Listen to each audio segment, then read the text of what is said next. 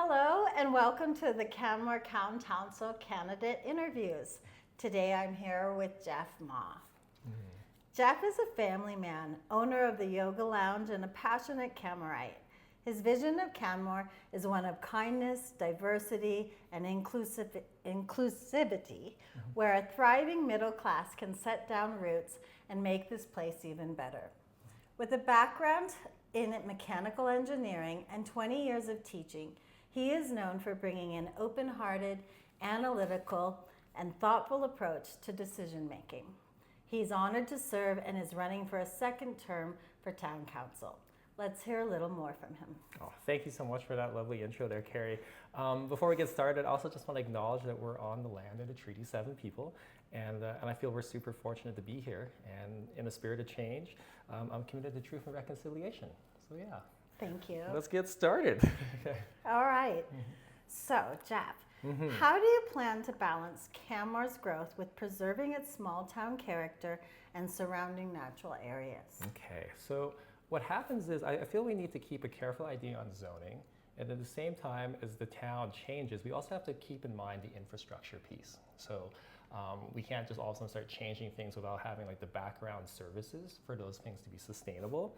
And then also at the same time too, because our footprint's constrained, like we can't really keep expanding into our wild areas, densification is going to happen. And so I feel densification has been gradually happening in some parts of town, more so in other pieces, and just to continue to find ways to make it smooth out, right? So it's like a gentle densification as it occurs.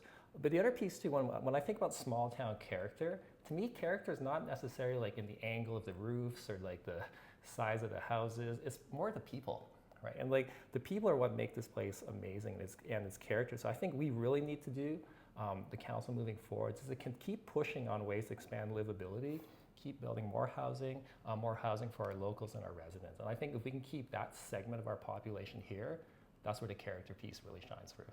So yeah, thanks. Nice. I understand that tourism is a big part of our economy, but what strategies will you support to manage it so it benefits our economy without overwhelming local infrastructure or housing availability? Okay, so this is like a tourism / quality of life sort of question.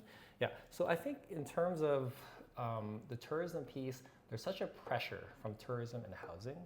And so we need to, again, as I was speaking in the previous question, we really got to keep doubling down on our efforts with CCH, Canmore Community Housing. And so it's just a sort of sad reality that if the town does not own the housing, the second person that owns a property, the price will just jump. So we need to maintain that housing stock and we need to grow it as fast as we can. Not just the CCH ownership portfolio, but a lot of rental stuff, like a big push on the rental. I also feel for the tourism side, I think one of the biggest things from tourism that we see is congestion.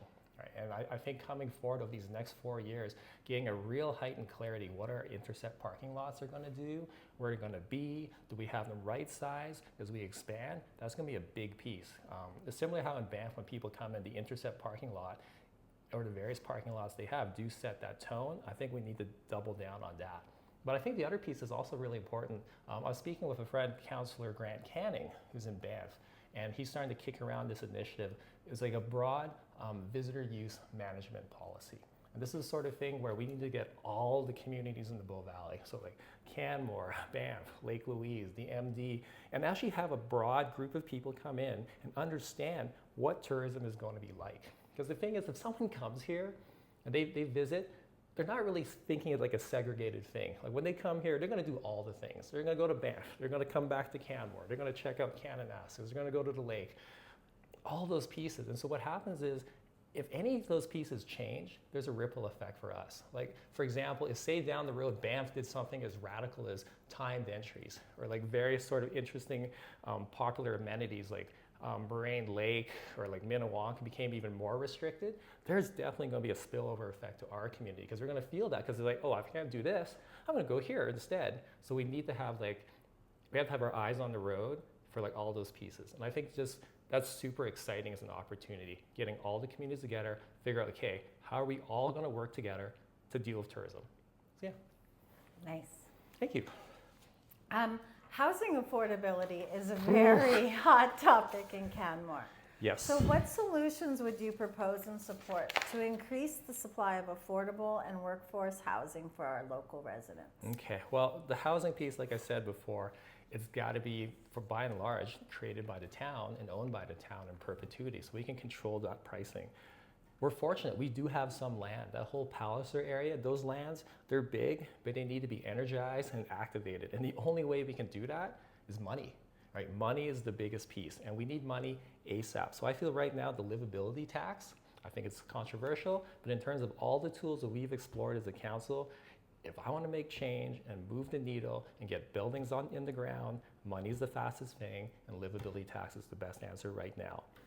I think other pieces too, this is something we did before in CCH, but I think we got to do like a harder look as well, and that's incentivizing secondary suites. So this is the sort of thing where, say, CCH has a grant program, and I think the prior program, the money wasn't enough in the grants, but we could actually give a more meaningful amount to compel people that own homes, say, hey, if we give you this amount of money, you can put that to your house and then build a secondary suite. And if you commit to that secondary suite being rented out to a local at a rate that's below market rates, then we will give you that grant. So I think that's also an interesting way we can start to move the needle. And I think for people that are kind of sitting on the fence, maybe I want to create a secondary suite or not, here's a chance to help your community, and it'll probably increase your property value down the road as well.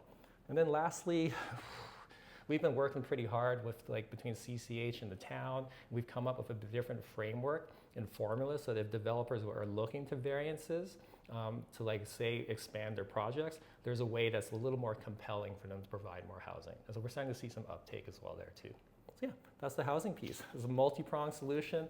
Money is huge, but also seeing if we can get existing homes to help with the solution too. Thanks. Let's talk a little bit about public infrastructure. Infrastructure. Oh. Much of Canmore's infrastructure, Yeah. especially underground on Main Street, Mm-hmm. and some water systems and even some roads, are Yeah. aging and need a major repair. Yeah. How would you prioritize investments in the roads, trails, water systems, and public transportation? Yeah, public infrastructure. Before I became a counselor, I had a vague idea about this, but after getting on in 2021, I just had realized that public infrastructure, there's a crisis. There's an infrastructure crisis looming across the country. We saw just last summer when that one feeder pipeline for Calgary's water supply blew up. You hear about stuff in Montreal, you hear about stuff in BC.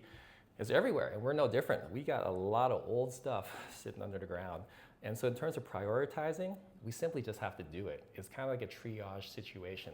There's no ifs, ands, or buts. We gotta have good water. Those toilets gotta flush.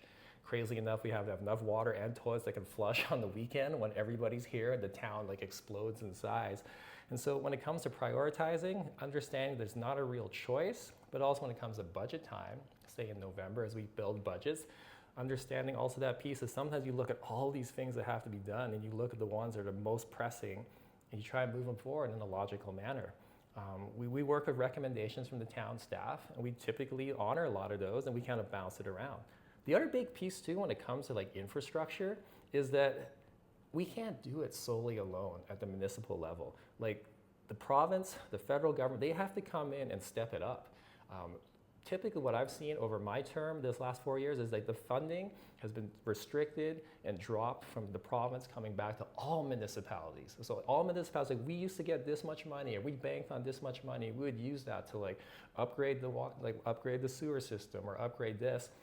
Those things, those funds from the provinces have dropped, but at the same time they've asked us to do more. So I also think another thing that we'll have to do along with other municipalities to keep pushing back on the province. Look, if you guys want us to be an engine of economic growth for Alberta, you got to give us the stuff so we can actually make it happen. So there's a multi-pronged solution there. Yeah.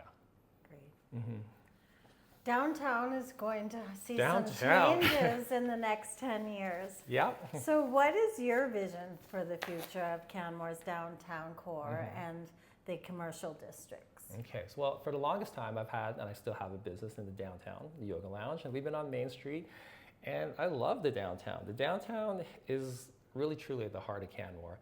I think what happens is we just went through that long process from the last term, getting through the Connect Downtown Canmore ARP, which is going to lay down the framework of how the new downtown will evolve. And I think a lot of those things in that new plan are amazing. I think the pedestrianization piece, people couldn't really comprehend that before the pandemic. And the pandemic forced our hand and we had to have a pedestrian zone. And it's kind of scruffy in the first year or two, but now I look at it 2025, it's only gotten better, right? Sure, there's been mistakes made, but it just keeps getting better.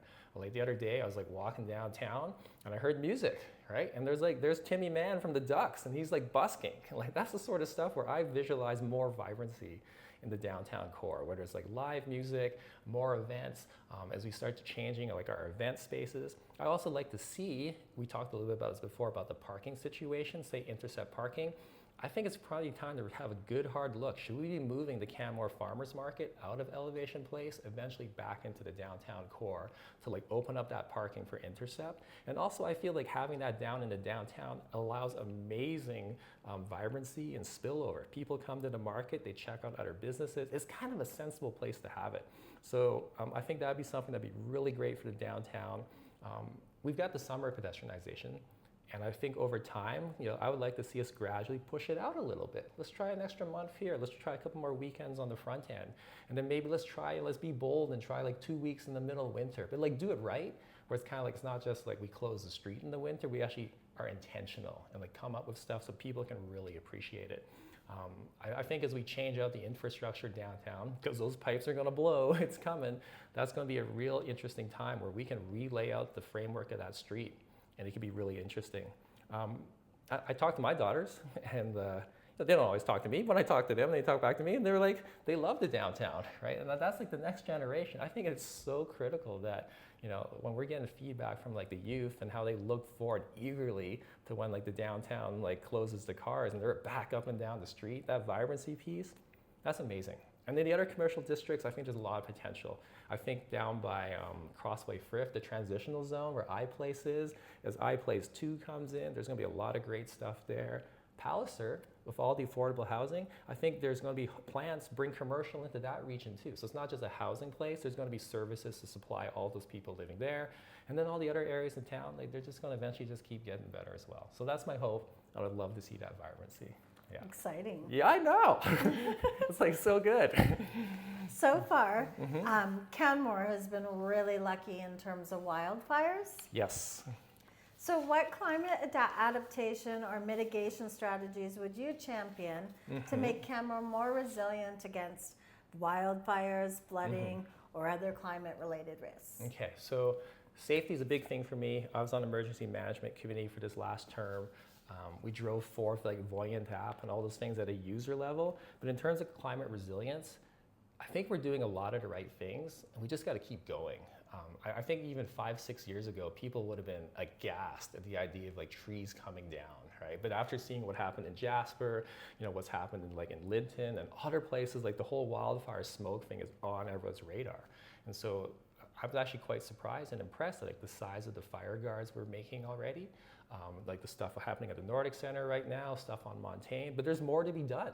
And I think some of the challenges, some of those lands are owned by the province, but the province I think is also seeing the value in protecting the town. So we just gotta keep pushing on all that sort of stuff.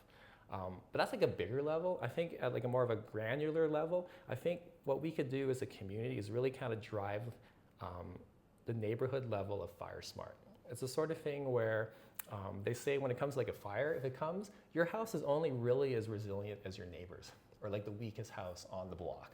And we're seeing some amazing stuff up in Peaks. They had a couple of amazing folks, community champions. They said, you know what? I'm gonna talk to everyone on my street and we're gonna come up with a broad strategy for all our homes and we're gonna do like a blanket fire smart exercise. And I think that's the sort of thing we need to push forward more. Like I commend those guys. And if we can get more people, more neighborhoods kind of getting together as well, that'd be amazing, because it's really hard. The town just doesn't have the resources to take the fire smart all the way down to the home level. So if there's people that are vested in their community and we can support them at that point, I think that'd be amazing. Flooding, we finally finished the dam, thank God. And yeah, we'll just keep going. That's where we're at in terms of climate resilience. There's a lot to do, but we're going in the right direction. Yeah. Thank you. A little bit about arts and culture. Yes. How do you see the town supporting arts, culture, and recreational opportunities that can strengthen community life? Okay. Arts are amazing. It's kind of, I was thinking about the other day, like I wasn't here when it happened, but when like the mine closed in Canmore, everyone's like, okay, this place is done. Ghost town, it's done. And basically what happens is it was really, really cheap. So we had all these people come in, they were artists, they could afford to live here, and then over the decades since then, made this place amazing with all their artistic contributions. But here we are in a land where a single family home costs like $1.8 million, and what are we going to do for our next generation of artists? So I think that's, again, continue to push on the housing piece to support the arts so that we can have people that are early in their arts career to continue. I think that's a big piece.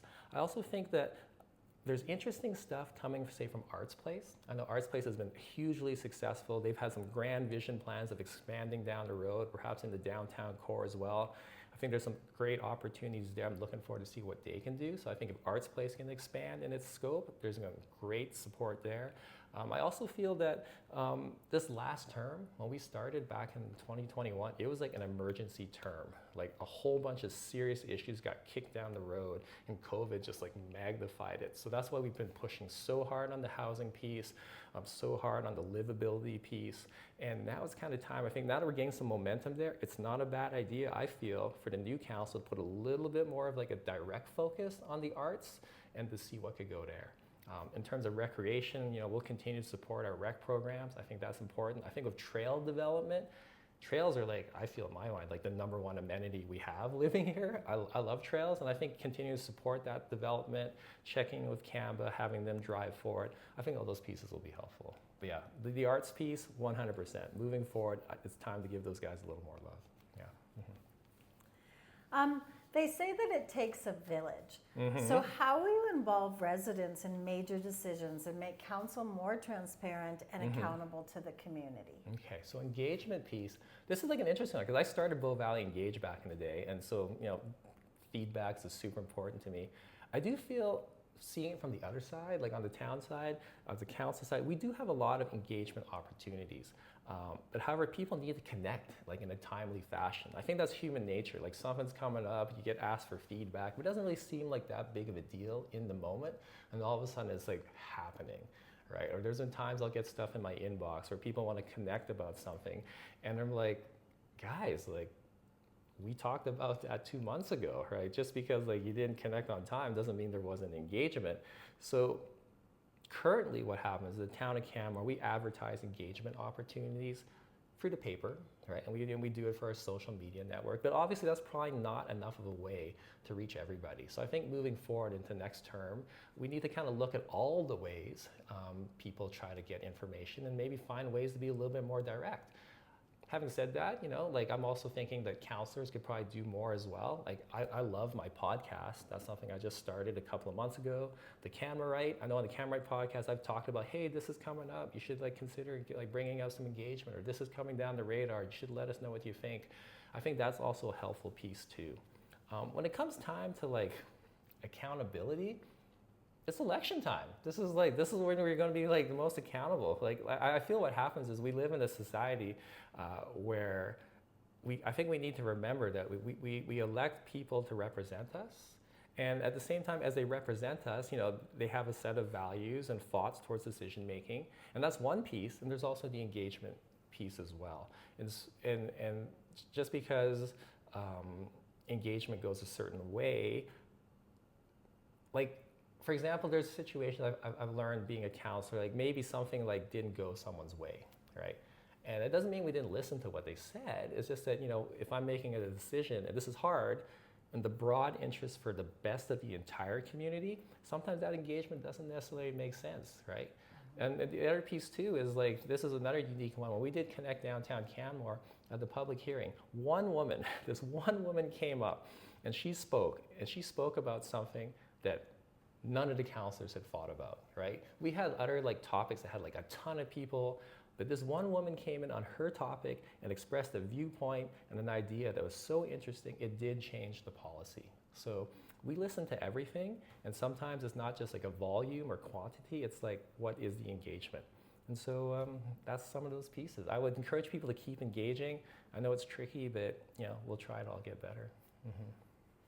Having been on council before, what are you most proud of? Well, there's a couple of things. I think one of the biggest ones for me was that we actually broke ground just recently on 100 Palliser Lane. So that's like the first big new apartment building coming into Canmore. It's a mega project. It was a heavy, heavy lift with CCH. And the board pushed hard and the town pushed hard and we were able to break ground. And that thing's going to be 144 units of rental. It takes a couple of years to build. That's one of the frustrating things about the housing crisis. The solutions take time, but I'm really excited about that because that's going to make a big dent on the rental list for CCH. Having said that, that's not enough. There's more buildings coming. Mustache Lands will hopefully have something, but pushing that housing piece. And the other thing I'm also really, really proud of, this is a bit more personal, is that we actually got the West Bow River Pathway done. That was a super contentious thing where a very small group of individuals wanted to essentially treat a public resource, the bike path behind their home, as a private resource. And there's a lot of mobilization on that end, but for the broader community, it was like, you know what, this is the right thing to do. We're gonna pave this path so that this path becomes usable year round. And I remember one time I was coming down, it was like the middle of winter, I was on that path just checking it out, and there's a mom with her little kid, and there's like a gentleman in his wheelchair, and there was someone else who was older that was running, and everyone was just happy and they were able to get around. And I thought that was one of those things where it was scary at the moment, but it was the right thing for the community, and it's proven to be that way. So I'm happy about that too. Great. Yeah. What, if anything, will you bring different to the table should you be reelected?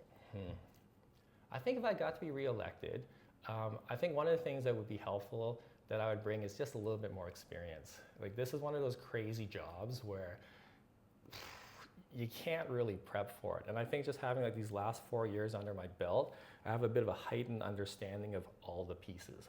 The town's complicated. When you become a councillor, you do your master's degree or your PhD in Canmore, and you learn all the little chunks, and then hopefully you can take, if you get on again, you can take all that knowledge, all that pattern recognition, all those pieces of that sophisticated puzzle, and use that to inform decisions at a higher level. So that's what I'm really looking forward to.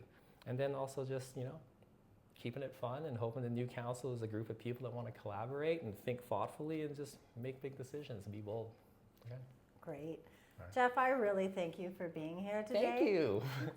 And I thank you all for watching. You can see all the candidates' interviews on our YouTube channel, CanmoreAlberta.com, and you can learn more about all the candidates at the upcoming forums. A full schedule is on the Town of Canmore website, and absolutely do not forget to come out and vote on October 20th.